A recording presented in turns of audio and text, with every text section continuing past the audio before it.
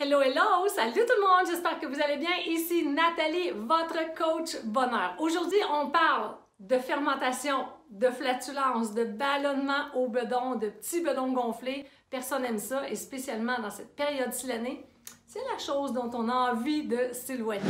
Donc, je t'invite à t'abonner à ma chaîne YouTube et à demander aussi clic pour recevoir les notifications. Comme ça, à chaque fois que j'aurai une nouvelle vidéo avec des astuces, des stratégies complètement gratuites, tu recevras un petit coucou de moi. Alors, bienvenue sur ma chaîne YouTube. Moi, je dis souvent, le poids bonheur, c'est pas une question de chiffre sur la balance, c'est une question de confort à l'intérieur de soi. Sentir que son ventre n'est pas gonflé, que son ventre est juste normal, qu'il n'y a pas des contractions musculaires dans le bedon, ça fait en sorte qu'on se sent tellement mieux. Maintenant, peut-être que vous allez me dire, qu'est-ce qui cause ça? Les flatulences, la fermentation, le bedon gonflé, qu'est-ce qui cause ça? Évidemment que les causes peuvent être diverses selon chaque individu, mais si on regarde en général, c'est une alimentation un peu trop sucrée. Le sucre fait fermenter. C'est la consommation de fruits après un repas, parce que plusieurs experts s'entendent pour dire que des fruits, ça se digère dans les intestins. C'est pour ça qu'on a une sensation de faim des fois quand on mange un fruit en après-midi, tout seul, accompagné de rien. Souvent, on va avoir l'impression, une demi-heure après, qu'on a faim. C'est juste qu'on sent que le fruit est déjà pu dans l'estomac, puis qu'il est déjà rendu dans les intestins pour passer à sa digestion. Donc ça arrive aussi.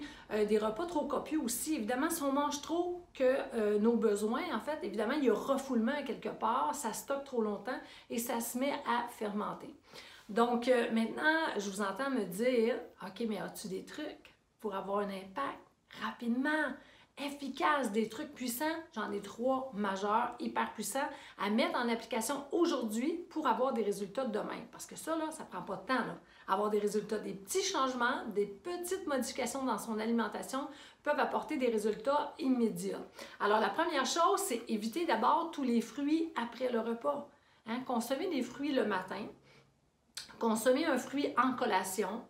Quelqu'un qui mange une salade peut toujours ajouter la moitié d'une pomme, la moitié d'une poire dans sa salade.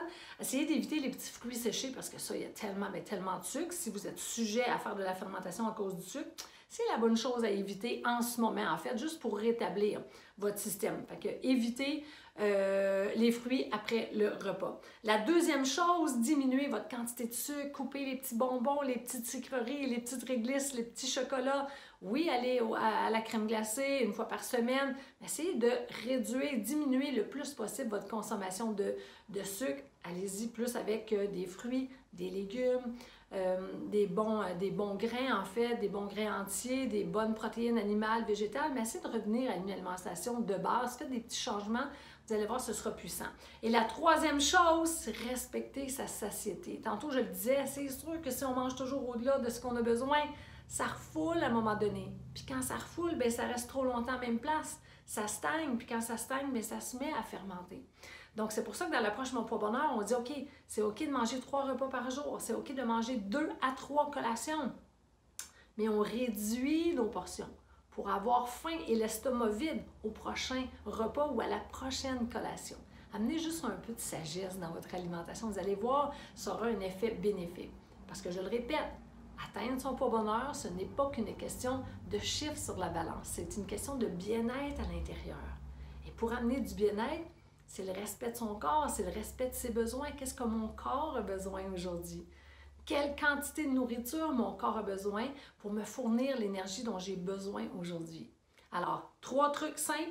Évitez les fruits après le repas, diminuez votre consommation de sucre et respectez votre satiété. Vous avez vu, j'ai un petit guide en dessous pour aider ma mémoire, pour être sûr de ne rien oublier de ce qui pourrait être hyper important. Donc voilà, si vous sentez que cette petite capsule-là peut aider, peut parler, peut résonner chez vos amis, chez des collègues de travail, n'hésitez pas à partager soit en message privé, mais aussi sur vos pages, pourquoi pas, je serai honorée de vos partages. Alors d'ici à notre prochaine communication, je suis curieuse de voir quels sont vos trucs anti-ballonnement.